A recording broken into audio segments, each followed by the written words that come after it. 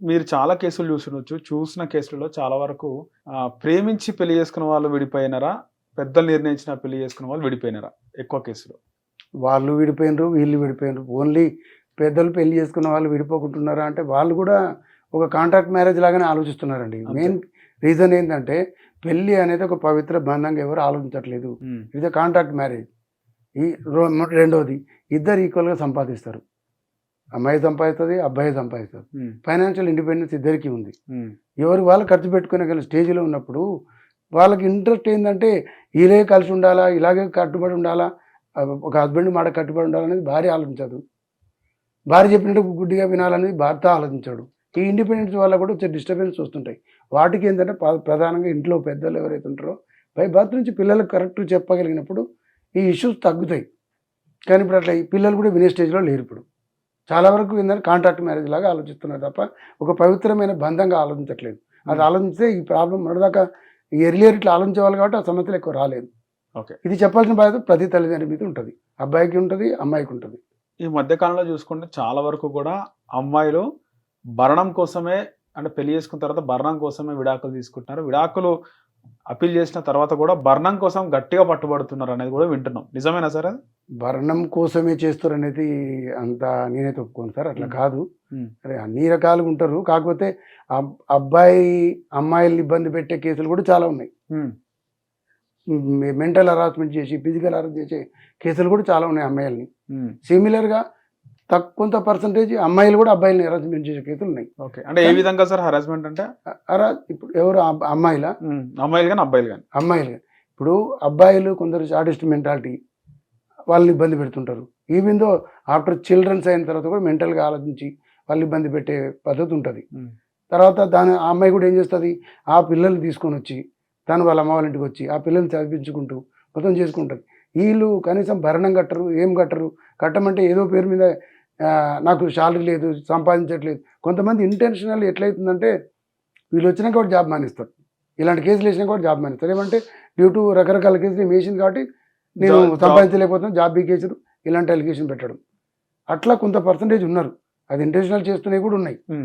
సిమిలర్గా అమ్మాయి వాళ్ళు ఉన్నారు. అమ్మాయి వాళ్ళు కూడా ఏంటంటే ఒకసారి పెళ్ళైనాక పిల్లలు అయ్యాక పిల్లలు మాత్రం నా దగ్గర ఉండాలి, హస్బెండ్ మాత్రం నాకు వద్దు, దానికి కావాలంటే కాంప్రమైజ్ చేసుకుందాం, నేను డైవర్స్ కావాలంటే ఇస్తాను. కొంత పర్సంటేజ్ ఎట్లుంటే డైవర్స్ ఇవ్వను, ఏమి ఇవ్వను, అతను అట్లాగే ఉంటే నేను ఇట్లాగే ఉంటాను, డైవర్స్ మాత్రం ఇవ్వాలని కొట్లాడే వాళ్ళు ఉంటారు. బట్ ప్రతి అమ్మాయి మెయింటెనెన్స్ అయితే క్లెయిమ్ చేస్తుంది, అడుగుతుంది. ఎందుకంటే పిల్లలు తన పోషణ కోసం కావాలి కాబట్టి. ఈవెన్ తో తను జాబ్ చేస్తున్నా పిల్లల పోషణ అర్థం ఇవ్వాల్సిన బాధ్యత హస్బెండ్కి ఉంటుంది కాబట్టి దానికోసం మెయింటెనెన్స్ చేస్తాడు. ఇద్దరి బాధ్యత కాబట్టి పిల్లల్ని పోషించడం. ఓకే. సో భరణం కోసం పట్టుబడే భార్యలు ఉన్నారంటారా సార్? మీరు చూసారా? భరణం కోసం పట్టుబడతారు. ఇట్ ఈస్ ది రైట్ కదా. రైట్. చట్ట ప్రకారం వాళ్ళ హక్కే. అంటే అది అబ్బాయి విడిపోవాలనుకున్నప్పుడు, అబ్బాయి విడిపోకపోయినా సరే, ఈవెన్ దో ఇద్దరు సపరేట్ అయినప్పుడు భరణం మెయింటెనెన్స్ కోరే రైట్ అమ్మాయికి ఉంటుంది కదా, భార్యకు ఉంటుంది కదా. సిమిలర్గా వాళ్ళ పిల్లలు ఉంటారు అనుకో, పిల్లల మెయింటెనెన్స్ కూడా వాళ్ళని మెయింటైన్ చేయాల్సింది ఇద్దరికి బాధ్యత ఉంటుంది కదా. అప్పుడు తండ్రికి ఎలాగో బాధ్యత ఉంటుంది, ఆయన నేచురల్ గార్డియన్ కాబట్టి అతను కూడా పే చేయాలి. కొన్నిసార్లు భార్య బాగా రిచ్ ఉంది, ఉన్నతమైన కుటుంబంలో ఉంది, బాగా కట్టం ఇచ్చింది, గ్రాండ్ గా పెళ్లి చేస్తున్నారంటే న్యాయస్థానాలు ముఖ్యంగా న్యాయమూర్తులు ఏ విధంగా తీర్పిస్తారు సార్? చట్ట పరిధిలో ఎంతవరకు చేయగలుగుతారు అదే చేస్తారు తప్ప, అంటే నీకెందుకమ్మా భరణం ఉన్నాయిగా డబ్బులు అనే విధంగా అట్లా న్యాయమూర్తికి తెలియదు కదా వాళ్ళకి ఎంత ఉందో ఏముందో అనేది. న్యాయమూర్తి కూడా తెలియదు. ఏ న్యాయమూర్తి అయినా సరే వాళ్ళ ఆస్తిపాస్తుల గురించి, బ్యాక్గ్రౌండ్ గురించి ఆలోచించరు. ఎంతసేపు చట్ట పరిధిలో ఎంతవరకు సమంజసం, చట్ట ప్రకారం ఏమి ఇవ్వగలుగుతాం, మెయింటెనెన్స్ ఏమి ఇవ్వగలుగుతాం, ఇంకోటి ఏం చేయగలుగుతాం, సాక్ష్యాలను బట్టి డిసైడ్ చేస్తారే తప్ప వాళ్ళ యొక్క ఆస్తిపాస్తులను బట్టి ఏమి డిసైడ్ చేయరు, వాళ్ళ బ్యాక్గ్రౌండ్ బట్టి డిసైడ్ చేయరు. మోరోవర్ బాగా ఆస్తులు ఉన్న పిల్లలు తక్కువ ఉన్న వాళ్ళు కోరుకునే తక్కువ. ఈవెన్ కోరుకున్నా కూడా ఏంటంటే వాళ్ళు డైవర్స్ కావాలంటారు తప్ప మెయింటెనెన్స్ మీద ఆలోచించే వాళ్ళు తక్కువ. భరణం అడగరు. ఉన్నతమైన కుటుంబం వాళ్ళు భరణమే అడగరు ఎక్కువ. చాలా వరకు డైవర్స్ కనుక ప్రయారిటీ ఇస్తారు. ఓకే. విడిపోయిందే బెస్ట్ అనుకో, విడిపోవడానికి ఆలోచిస్తే నా అమ్మాయికి డైవర్స్ ఇస్తే వాళ్ళు వెళ్ళిపోతున్న టైప్లో ఉంటారు. మనం చూసాం పెద్ద పెద్ద కుటుంబాల్లో విడాకులు చాలా వరకు కూడా చూస్తాం సార్. ముఖ్యంగా ఉదాహరణకి చిరంజీవి గారి చిన్న కూతురు డైవర్స్ అయింది ఫస్ట్ పెళ్లి చేసుకున్న అబ్బాయితో. ఆ కేసు మీరు దగ్గరగా చూడకపోయినా కూడా మీకు ఎంతో కొంత ఐడియా ఉంటుంది ఆ కేసులో ఏం జరిగింది అనేది. అంటే మనం వాంటెడ్లీ అది సబ్జెక్ట్ తీసుకురాకపోయినా కూడా అక్కడ ఏమైతే సార్ మీరు చెప్పే దాంట్లో ఇద్దరు కూడా ఉన్నత కుటుంబాలే కదా. ఓకే, అంటే అబ్బాయి నార్మల్ అనుకుంటా కదా సార్, అబ్బాయి శ్రీజ భర్త చనిపోయింది కూడా, భరత్ అనుకుంటా చనిపోయింది, నార్మల్ గానే ఉండు, నార్మల్ అబ్బాయి. డైవర్ తీసుకుని వాళ్ళు ఏమైనా డిమాండ్ చేయలేదు కదా. అలాంటప్పుడు డిమాండ్ చేయరు వాళ్ళు, డిమాండ్ చేయరు. వాళ్ళు డిమాండ్ చేసేది అతను డైవర్స్ ఇవ్వని అన్నాడు, వీళ్ళు కావాలన్నారు. ఓకే, ఒక స్టేజ్ అదే కదా ఉంటే ఫైనల్ గా వీళ్ళన్న దానికి అతను. సో ఆయన ఈయన అన్నప్పుడు ఖచ్చితంగా వాళ్ళు బయట కాంప్రమైజ్ చేయడం, ఎక్కడో కాంప్రమైజ్ చేసుకుంటూ క్లోజ్ చేసుకుంటూ వాళ్ళు ఏం టర్మ్స్ మాట్లాడుకున్నారో మనకు తెలియదు, కానీ ఏదో టర్మ్స్ మాట్లాడుకుని ఓకే డైవర్ తీసుకున్నారు. ఇలాంటి కేసెస్ లో కూడా అబ్బాయికి ఉల్టిచ్చే అవకాశం కూడా ఉంటుంది కదా సార్ డబ్బులు? ఇద్దరు పార్టీస్ ఇంట్రెస్ట్ బట్టి సార్, ఇంట్రెస్ట్ బట్టి ఇలా ఇవ్వాలని లేదు, ఇలా ఇవ్వకూడదని లేదు. అయితే జనరల్ గా మెయింటెనెన్స్ అనేది అమ్మాయికి రైట్ ఉంది కాబట్టి ఆమె అడుగుతుంది. రైట్. ఎక్కడైతే తను వెళ్ళిపోతుంది అనుకో, ఒక లేడీ అమ్మాయి తను మ్యారేజ్ అయిన తర్వాత ఈవెన్ డైవర్ తీసుకున్నా సరే టిల్ నెక్స్ట్ మ్యారేజ్ వరకు ఆమె భరణం తీసుకునే రైట్ ఆమెకు ఉంటుంది, మెయింటెనెన్స్ తీసుకునే రైట్ ఉంటుంది మళ్ళీ మ్యారేజ్ చేసుకునే వరకు. ఒకవేళ మళ్ళీ మ్యారేజ్ చేసుకుంటే ఇంకా రాదు, ఇవ్వాల్సిన అవసరం లేదు, రాదు ఇంకా భరణం రాదు. రైట్.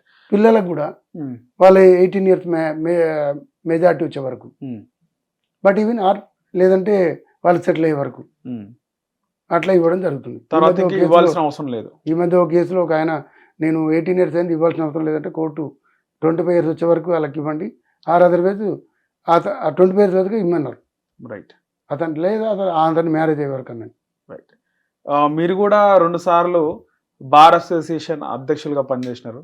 అవునండి. ఆ తర్వాత మీరు స్టేట్ లెవెల్లో కూడా బార్ అసోసియేషన్ ఫెడరేషన్ కూడా రాష్ట్ర ప్రధాన కార్యదర్శిగా మీరు పనిచేసినారు. అవును. ఆ తర్వాత 3వసారి బార్ అసోసియేషన్ కి మీరు పోటీ చేయలేదండి. ఎందుకు పోటీ చేయలేదు సార్? రీజన్ ఏంటంటే చేయమని అడిగారు, బట్ నేను చేయలేదు. కారణం ఏంటంటే నాకు ప్రాక్టీస్ ఉంది. నేను 2 సంవత్సరాలు పనిచేశాను బార్ అసోసియేషన్ కోసం. ఏదైతే బార్ అసోసియేషన్ చేసేటప్పటికి మెయిన్ ప్రధానంగా నేను రావడానికి చాలా మంది రిక్వెస్ట్ చేస్తేనే నేను ఆలోచించిన దాని గురించి. వర్క్ చేయగలుగుతావు చూడు, కోర్టుకు ఒక బిల్డింగ్ లేదు, 2 బిల్డింగ్లు ఏమైతే తెలియట్లేదు, ఇది కీసర్ షిఫ్టింగ్ అంటారు, మీరు వస్తే బాగుంటుందని చాలా మంది చెప్పడం జరిగింది. వాళ్ళ యొక్క కోరిక మేరకు ఆలోచించి మళ్ళీ నేను రావడం జరిగింది. వచ్చిన 2 years నేను 2 సంవత్సరాలు చేశాను. ఫస్ట్ సంవత్సరం చేశాను, 2వ సంవత్సరం మళ్ళీ చేయమని మళ్ళీ చేశాను. 3వ సారి చేయలేకపోవడానికి కారణం ఏంటంటే నాకుండే ప్రాక్టీస్ హెవీగా ఉంది. 2 సంవత్సరాల ప్రాక్టీస్ పక్కన పెట్టి ఆ కోర్టుల కోసం తిరిగాను. ప్రధానంగా 5 ఎకరాల ల్యాండ్ అలాట్ చేయించాను డైట్ ల్యాండ్లో, డైట్లో నుంచి డిస్ట్రిక్ట్ కోర్టు కోసం. దాని తర్వాత దాంట్లో ఒక బిల్డింగ్ కోసం ప్లాన్ చేయాలని ఆర్ఎన్బి చుట్టూ తిరగడం, గవర్నమెంట్ చుట్టూ తిరగడం, హైకోర్టు చుట్టూ తిరగడం, బిల్డింగ్ ప్లాన్ చేయించడం, ఒక డిపిఆర్ చేయించడం 90 కోట్లకి.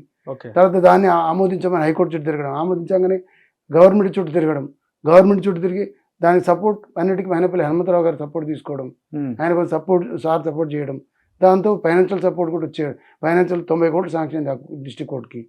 అది అయిన తర్వాత మళ్ళీ ఆర్ఎన్బి చుట్టూ తిరిగి టెండర్ పిలిపియడం, టెండర్ అయిన తర్వాత వర్క్ స్టార్ట్ చేపియడం, దాంట్లో చెట్లు కొట్టేయడం, టీ ప్రొడక్షన్ కంపెనీ వాళ్ళ చుట్టూ తిరిగి తొందరగా అయ్యేటట్టు చేయడం, ఇవన్నీ చేసి టోటల్గా బిల్డింగ్ కన్స్ట్రక్షన్ వర్క్ స్టార్ట్ చేయించాం.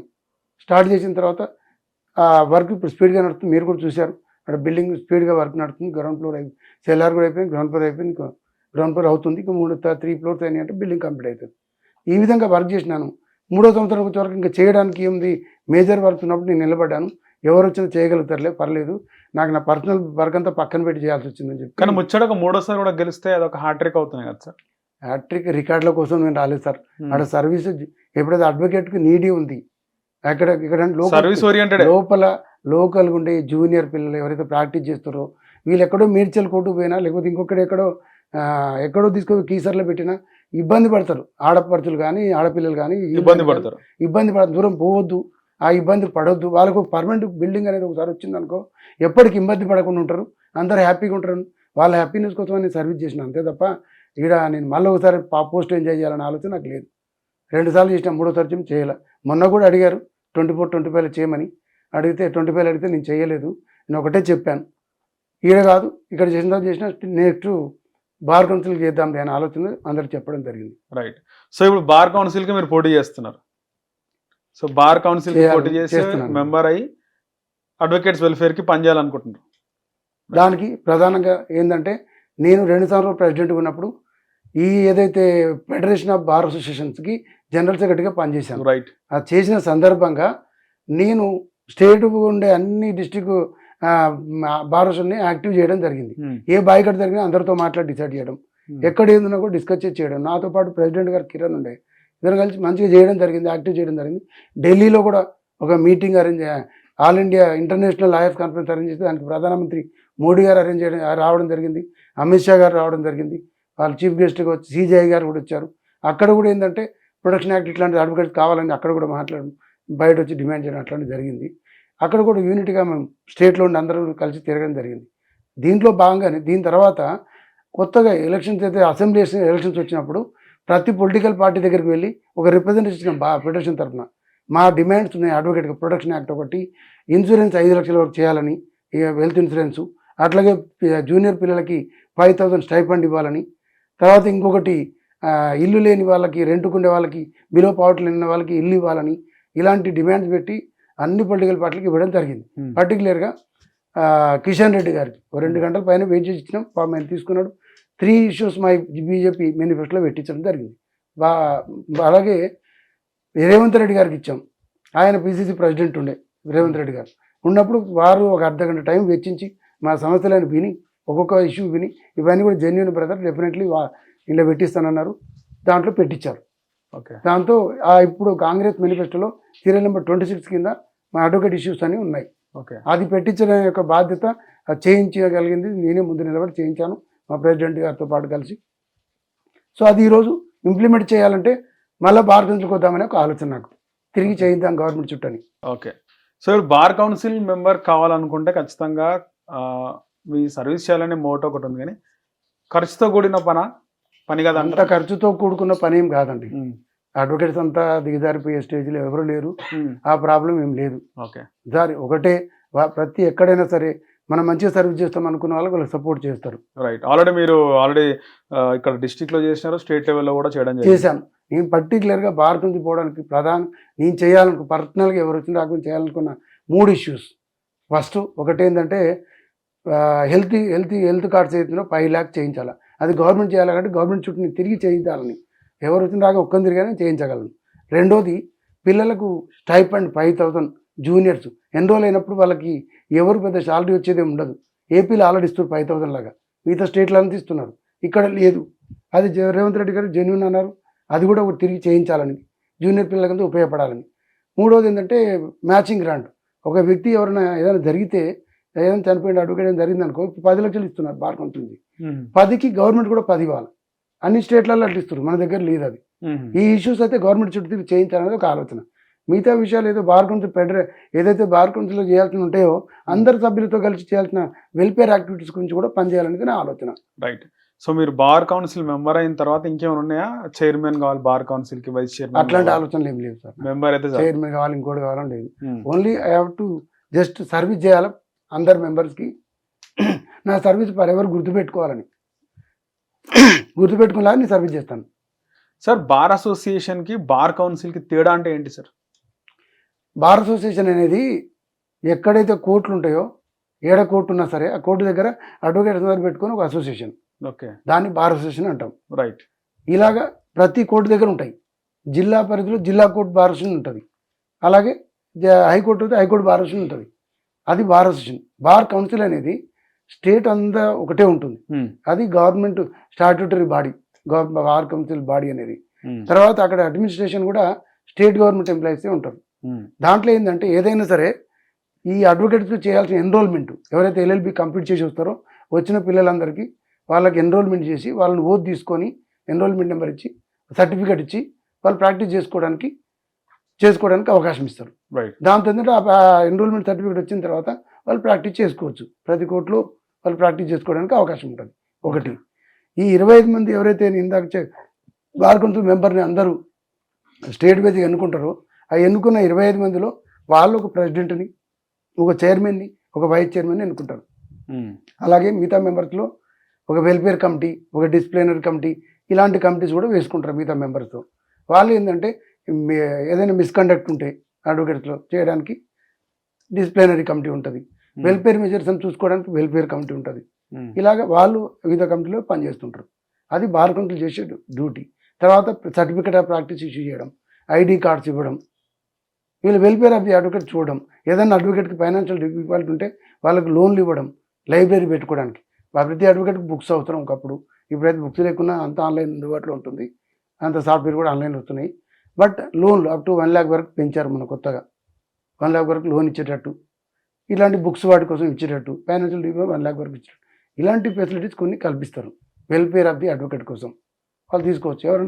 ఎవరైనా రిటైర్డ్ అవుతే 5 lakhs, ఇప్పుడేదో 5 lakhs ఇస్తున్నారు. యాక్చువల్గా మనిషి చనిపోతే 10 lakhs ఇస్తారు వెల్ఫేర్ అమౌంట్. ఈ విధంగా ఇన్సూరెన్స్ కూడా ఇవ్వడం జరుగుతుంది. మొత్తం మీద వెల్ఫేర్ యాక్టివిటీ చూసేదే బార్ కౌన్సిల్. బార్ కౌన్సిల్ ఏంటంటే వెల్ఫేర్ ఆఫ్ ది అడ్వకేటే చూస్తారు. ఇక్కడ చూసేదంటే అడ్వకేట్కి బార్ అనిపించే రిలేషన్ అంటే న్యాయమూర్తులకు వీళ్ళ మధ్యన ఇష్యూ, లేదా బయట ఇంకెవరిదైనా ఇష్యూ, ఈ అడ్వకేట్తో విత్ ఇన్ ది కోర్టు పరిధిలో ఏ ఇష్యూస్ వచ్చినా బార్ కౌన్సిల్ చూస్తుంది. వాళ్ళ యొక్క డెవలప్మెంట్, బార్ కౌన్సిల్ యొక్క డెవలప్మెంట్. ఫర్ ఎగ్జాంపుల్ ఇప్పుడు నేను చెప్పాను కదా, కోర్టుల కోసం వాటి కోసం నేను తిరిగాను చేశాను. ఇట్లా ఎందుకు చేస్తాం, మనం ఎందుకు తిరుగుతాం, మనం ఎందుకు చేస్తామంటే అక్కడ కోర్టు కావాలని ఎవరు తిరగకపోతే ఏది రాదు. ఎక్కడున్నాయి అక్కడ గవర్నమెంట్ దగ్గర కూడా మనకు తెలుసు, 4 సార్లు తిరుగుతున్నా కానీ కొన్ని పనులు అవుతాయి. లేకపోతే ఏంటంటే ఎక్కడున్నాయి అక్కడే ఉంటాయి. ఒకటి ఎక్కువ రెగ్యులర్ ఫాలోఅప్ చేస్తున్నా ఈ పని ముందు చేస్తారు కదా, ఆ విధంగా మనం ఫాలోఅప్ చేసి మన వరకు మనం చేయించుకోవడం. ఆ బార్కి ఏం కావాలా, ఏం అవసరం, బార్కి ఒక బార్ అవసరం ఉంటుంది. ఆ సమయంలో సభ్యులకు ఏం ఫెసిలిటీ కల్పించగలగాల, ఏం చేయగలుగుతాం, సిస్టమ్స్ పెట్టి కొత్త లైబ్రరీని డెవలప్ చేయడమా, లేకపోతే ఇంకో డెవలప్ చేయడమా, ఏదైనా క్రీడా ప్రాంగణం ఎంతో చూసుకోవడమా, ఇట్లాంటివి ఏమన్నా స్పోర్ట్స్ కండక్ట్ చేయడం 15 August కానీ 26 January ఇట్లాంటి సందర్భం, ఏదైనా జడ్జెస్ పోతే వాళ్ళ పేరోలు ఇచ్చి పంపించడం. ఎందుకంటే మంచి ఇద్దరి మధ్యన బారు బెంచ్ రిలేషన్ బాగుండాలి కాబట్టి ఇవన్నీ కూడా కండక్ట్ చేయడం జరుగుతుంది. సో ఇవన్నీ కూడా మీరు చేయవలసిన పనులు చేయాలనుకుంటున్నారు. నేను బార్ కౌన్సిల్ పోయి బార్ కౌన్సిల్ చేయాల్సిన పనులు చేస్తాను. బార్ కౌన్సిల్ నుంచి ఆల్రెడీ చేసినాం. రెండింటి డిఫరెన్స్ అడిగారు కాబట్టి చెప్పాను. రైట్. మొత్తానికి బార్ కౌన్సిల్ మెంబర్ అయిన తర్వాత మీరు చేయాలనుకున్న పనులు ఒక మేనిఫెస్టో రెడీగా ఉంది. మీరు ఏమేమి చేయాలనుకున్నారు? నేను ఏం చెప్తున్నానో అదే చేస్తాను. రైట్. చేసే చెప్తాను, చెయ్యని చెప్పను. ఓకే, చెప్పాను కదా 3 issues నేను చేయాలనుకుంటున్నాను. మిగతా విషయాలని అందరు మెంబర్స్తో కలిపి చేయాలంటే వాళ్ళందరితో కలిపి చేస్తాం. దాంట్లో ఏమున్నా సరే వెల్ఫేర్ ఆఫ్ ది అడ్వకేట్ కోసం నేను పనిచేస్తాను ఎక్కడున్నా. ముఖ్యంగా మీ అడ్వకేట్ల మద్దతు ఏ విధంగా ఉందో మీకు? ఒకవేళ కౌన్సిల్లో మీరు మెంబర్ కావాలనుకుంటున్నారు, పోటీకి మీ తోటి అడ్వకేట్లు కానీ రాష్ట్ర స్థాయి అడ్వకేట్లు ఏమంటున్నారు? నాకు మంచి పాజిటివ్ రెస్పాన్స్ ఉందండి. నేను ఎందుకంటే మల్కాజ్గిరిలో వర్క్ చేశాను, డిస్ట్రిక్ట్ కోర్టులో పనిచేశాను. ఇక్కడ ఎట్లాగా పనిచేశాను అనేది చూస్తున్నారు. కొత్తగా బిల్డింగ్ ప్రాబ్లం ఉంటే ఆ బిల్డింగ్ షిఫ్టింగ్ అంటే కోర్టు జడ్జిలు పోయి చూడలేరు, మనమే వెళ్ళి చూడాలి కొత్త బిల్డింగ్. సో టీఎస్ఐసి వాళ్ళ బిల్డింగ్ ఖాళీగా ఉంటే అది ఎంతమంది మా ప్రెసిడెంట్ కూడా ట్రై చేశారు, చాలామంది అవ్వలేదు. నేను కూడా ఒక స్టేజ్లో ట్రై చేస్తే కాదనుకుని మళ్ళీ అడ్వకేట్ జనరల్ బిఎస్ ప్రసాద్ గారి సహకారంతో అప్పుడు గవర్నమెంట్తో చేసి ఆ బిల్డింగ్ కుషాగఢ్లో డిస్ట్రిక్ట్ కోర్టు బిల్డింగ్ తీసుకురావడం జరిగింది. ఆ బిల్డింగ్ అందరికీ సౌకర్యవంతంగా ఉంది. ఇలాగా ఇష్యూస్ నేను చాలా చేశాను. మా అడ్వకేట్ మల్కాజ్గిరి వాళ్ళకి తెలుసు నేను ఎంత వర్క్ కాలిగ్గా ఉంటానో, ఎంత పని చేశాను. సిమిలర్గా ఇక్కడ చేస్తున్నప్పుడు సివిల్ కోర్టులో కానీ, రంగారెడ్డిలో కానీ, రంగారెడ్డి కోర్టులో డిస్ట్రిక్ట్ కోర్టులో కానీ, ఈవెన్ సికింద్రాబాద్గా నాంపల్లి కానీ మనం చేసే సర్వీస్ ఏంటో వచ్చిపోతుంటారో వాళ్ళకు కూడా తెలుస్తుంది. చాలామందికి అవగాహన ఉంది. కాబట్టి ఎవరితో మాట్లాడినా కూడా ఇలాంటి సర్వీస్ చేసే వాళ్ళు వస్తే బాగుంటుందన్న డెఫినెట్లీ సపోర్ట్ చేస్తాం అని చెప్పి నాకు సపోర్ట్గా మద్దతుగా మాట్లాడుతున్నారు. ముఖ్యంగా బార్ కౌన్సిల్లో మెంబర్ కావాలి అంటే రాజకీయాలతో ఏమైనా సంబంధాలు ఉండాలా? అధికార పార్టీ అండదండ ఉండాలంటారా? దీంట్లో రాజకీయాలు ఉన్నాయండి, పొలిటికల్ ఉండవు. పొలిటికల్గా ఇన్వాల్వ్మెంట్ ఉండదు. పొలిటికల్ వాళ్ళ సపోర్ట్ ఉండాలి కంపల్సరీ, రూలింగ్ పార్టీ అని కంపల్సరీ ఏం కాదు, ఏం అట్లా అవసరం లేదు. అట్లంటే ఇప్పుడు రూలింగ్ పార్టీ అనుకుంటే మొన్నటిదాకా ఇప్పుడున్న చైర్మన్ గారు బీజేపీ కదా, అట్లా ఒక పర్టికులర్గా అంటే పార్టీ అనేది మన పర్సనల్, అది పర్సనల్గా ఏ పార్టీలు అయినా వాళ్ళు తిరగవచ్చు, కానీ పాలిటిక్స్ ప్రకారంగా గెలుస్తారని నేను అనుకోవట్లేదు. అట్లాంటివి ఉండవు. రైట్. ఈవెన్ దో అయినా సరే కొంతమంది ఇప్పుడు ఫర్ ఎగ్జాంపుల్ ఏ పార్టీలో కొంత లీగల్ వీళ్ళు ఉంటుంది, వాళ్ళ యొక్క కౌన్సిల్ ఉంటుంది కదా, లీగల్ కమిటీ ఉంటుంది కదా, ఆ లీగల్ కమిటీ వాళ్ళు మేబీ చెప్తుండొచ్చు కొంతమందికి మన వాళ్ళు పనులు వేయమని. చెప్పినా కూడా వేసామని ఇష్టం, అది వేసే వ్యక్తి ఇష్టం ఉంటుంది తప్ప వాళ్ళు చెప్పిందే పక్క చేస్తారని నేను చెప్పలేను. హిట్ టీవీ యాప్, ఇందులో short news, live news, entertainment shows, movies, digital magazines తో పాటు మీ జిల్లా వార్తలను కూడా ఫ్రీగా చూడొచ్చు. ఇంకెందుకు ఆలస్యం, వెంటనే హిట్ టీవీ యాప్ ని డౌన్లోడ్ చేసుకుని ఫ్రీగా ఎంటర్టైన్మెంట్ పొందండి. Hit TV app. Hit TV app. Please download hit TV app. Hit TV app ని ఫ్రీగా డౌన్లోడ్ చేసుకుని ఎంజాయ్ చేయండి. మీకు నచ్చిన ఎంటర్టైన్మెంట్ కోసం హిట్ టీవీ యాప్ ని ఫ్రీగా డౌన్లోడ్ చేసుకుని ఎంజాయ్ చేయండి. హిట్ టీవీ యాప్ ని డౌన్లోడ్ చేసుకుని ఆస్వాదించండి, ఆశీర్వదించండి. ఇంతమంది సెలబ్రిటీలు హిట్ టీవీ యాప్ ని డౌన్లోడ్ చేసుకోండి అని చెప్తున్నారంటే ఎంత మంచి యాప్ ఆలోచించండి. అమెరికా అమెరికా అమెరికా అమెరికాలో చదవాలనుకునే వాళ్ళకి విశ్వసనీయమైన పేరు మన శౌర్య కన్సల్టెన్సీ. UK లో 1 year masters. UK లో 1 year masters. 2 years work permit up to 5 years visa. Contact Saurya Consultancy. Contact 89851 89851.